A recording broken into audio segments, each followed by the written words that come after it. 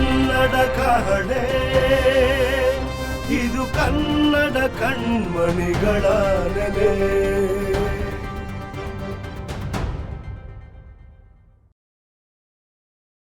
ಗೌರವಾನ್ವಿತ ಮತ್ತು ನಿಷ್ಪಕ್ಷಪಾತ ತೀರ್ಪುಗಾರರೇ, ನನ್ನೆಲ್ಲ ನೆಚ್ಚಿನ ಸಹಸ್ಪರ್ಧಿಗಳೇ ಮತ್ತು ನನ್ನೊಲುಮೆಯ ಕನ್ನಡ ಮನಸ್ಸುಗಳೇ, ಎಲ್ಲರಿಗೂ ನಮಸ್ಕಾರ.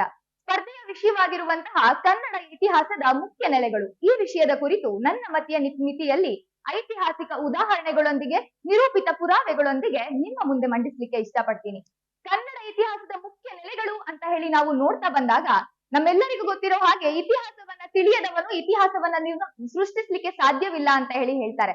1ನೇ ಶತಮಾನದಲ್ಲೇ ಹಾಲರಾಜನ ನಾವು ಗಾತ ಸಪ್ತಸತಿ ಅನ್ನುವ ಕೃತಿಯನ್ನ ಕಾಣ್ತೇವೆ. ಇದು ಯಾಕೆ ಮುಖ್ಯ ನೆಲೆಯಲ್ಲಿ ಒಂದಾಗತ್ತೆ ಅನ್ನೋದಾದ್ರೆ ಸಾಕಷ್ಟು ಕನ್ನಡದ ಮೊದಲ ಪದಗಳನ್ನ ನಾವು ಅದರಲ್ಲಿ ನೋಡ್ತೇವೆ. 2ನೇದಾಗಿ ಹಲ್ಮಿಡಿ ಶಾಸನ, ಅಂದ್ರೆ 2017ರವರೆಗೆ ನಾವು ಹಲ್ಮಿಡಿ ಶಾಸನವನ್ನ ಕನ್ನಡದ ಮೊಟ್ಟ ಮೊದಲ ಶಾಸನ.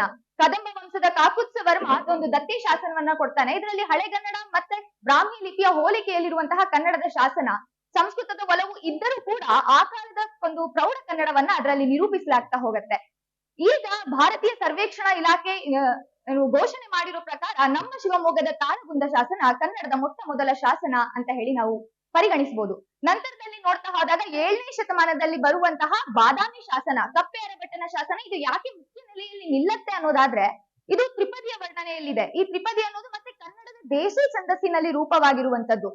ದ.ರಾ ಬೇಂದ್ರೆ ಅವರು ಒಂದು ಮಾತನ್ನು ಹೇಳ್ತಾರೆ, ಈ ತ್ರಿಪದಿಗಳನ್ನ ಅವರು ಕನ್ನಡದ ಗಾಯತ್ರಿ ಅಂತ ಹೋಲಿಸ್ತಾರೆ. ಗಾಯತ್ರಿ ಮಂತ್ರಕ್ಕೆ ಎಷ್ಟು ಪಾವಿತ್ರ್ಯತೆ ಒಂದು ಪ್ರಾಮುಖ್ಯತೆ ಇದೆ, ಅದೇ ರೀತಿ ಈ ತ್ರಿಪದಿಗೆ ಇದು ಅರೆಭಟ್ಟನ ಶಾಸನಕ್ಕೆ.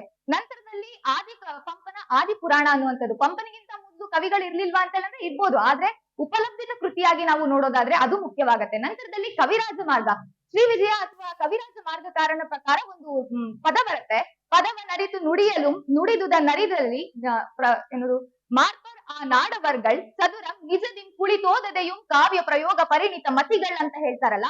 ಕರ್ನಾಟಕದ ಜಾನಪದದಲ್ಲಿನೇ ಅವರು ಕುಳಿತು ಓದಿಲ್ಲ ಅಂದ್ರೂ ಕೂಡ ಕಾವ್ಯ ಪ್ರಯೋಗದಲ್ಲಿ ಪರಿಣಿತಿಯನ್ನ ಹೊಂದಿದ್ದಾರೆ ಅನ್ನೋದ್ರಲ್ಲಿ ಆಡು ಭಾಷೆಯಾಗಿ ಕನ್ನಡ ಶಾಸನಗಳ ಹಿಂದಿನಿಂದಲೂ ಸಾವಿರಾರು ವರ್ಷಗಳಿಂದ ಇತಿಹಾಸವನ್ನ ಹೊಂದಿದೆ ಅಂತ ಹೇಳ್ತಾರೆ. ಹಾಗಾಗಿನೇ ಕನ್ನಡವನ್ನ ವಿನೋಬ ಭಾವೆಯವರು ಲಿಪಿಗಳ ರಾಣಿ ಅಂತ ಹೇಳಿ ಹೊಗಳಿರುವಂತದ್ದು. ನಂತರದಲ್ಲಿ ನಾವು ಶಿವಕೋಟ್ಯಾಚಾರ್ಯರ ವಡ್ಡಾರಾಧನೆ ಕೃತಿಯನ್ನ ತಗೊಳ್ಳೋದಾದ್ರೆ 19 ಕಥೆಗಳನ್ನ ಒಳಗೊಂಡಿದೆ.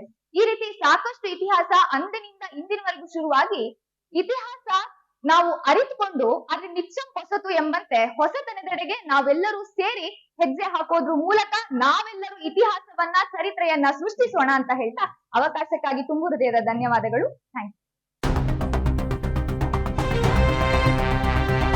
ಕನ್ನಡ ಕಹಳೆ ಇದು ಕನ್ನಡ ಕಣ್ಮಣಿಗಳ ನೆಲೆ.